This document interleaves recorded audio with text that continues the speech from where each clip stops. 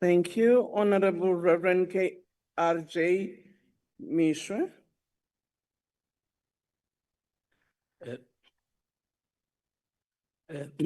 Thank you, Chairperson. Mr. President, I hate you well. But it is not correct that after 30 years of democracy, you still have on paper a racial classification, because it makes those who know they are African, as you just said, but they are not treated as Africans. Maybe because they're not dark enough. This has to be corrected. You cannot tell me, Mr. President, that you are not smart enough to can come with another idea rather than race classification. I understand that there is a challenge, there is a problem that has to be addressed, and government is trying to use that. But are you saying to me that the apartheid people, the apartheid government, was more intelligent than you? That they came up with that racial classification? You have to repeat what they said because you don't have another idea. So I'm pleading with you. You are smart, we know that. Order, honorable member, your time rather than is up. racial classification. Thank you, sir. Thank you, Honorable President. Thank you, Honorable Reverend Meshoe. Hey, what one tlhompha mamuta. What I'm smart, ke a leboga. No, as I did say, Honorable Meshoe, that yes, we are still dogged by the classification of the past. And as it is to rid ourselves of that form of classification, we do need to take steps to say this group and that group and that group were previously disadvantaged. And we therefore have to take steps to ensure that they are put in a better position when it comes to a whole range of areas, ownership, employment, and so forth.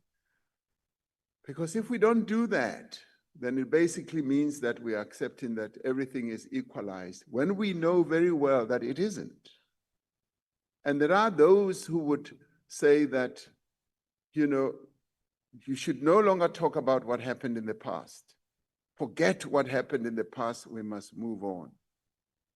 I distinctly remember a British diplomat who said he lived in the US for 22 years.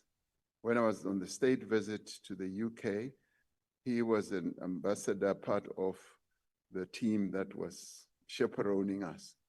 And he said, Mr. President, I understand the history of your country. He says, I lived in the US. I can still see more than 100 years later, I can still see the effects of slavery.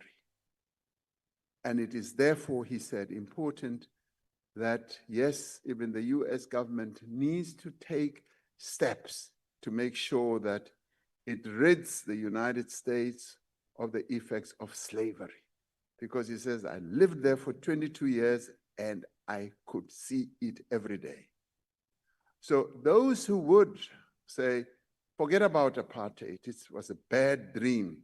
Let's now all be united and move forward. In my view, it is like putting Band-Aid on a deep sore. That sore does need to be lanced.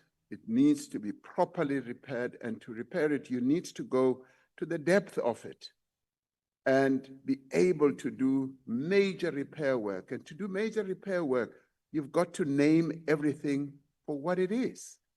Because unless you do so, we will never be able to rid our country of the legacy of the past. So that's what we need to do. So we therefore need to embark on programs. We therefore need to make sure that we rid our country of these classifications, in the end to see ourselves as South Africans and as Africans, less so as being colored, Indian or whatever, but just evolve a common identity.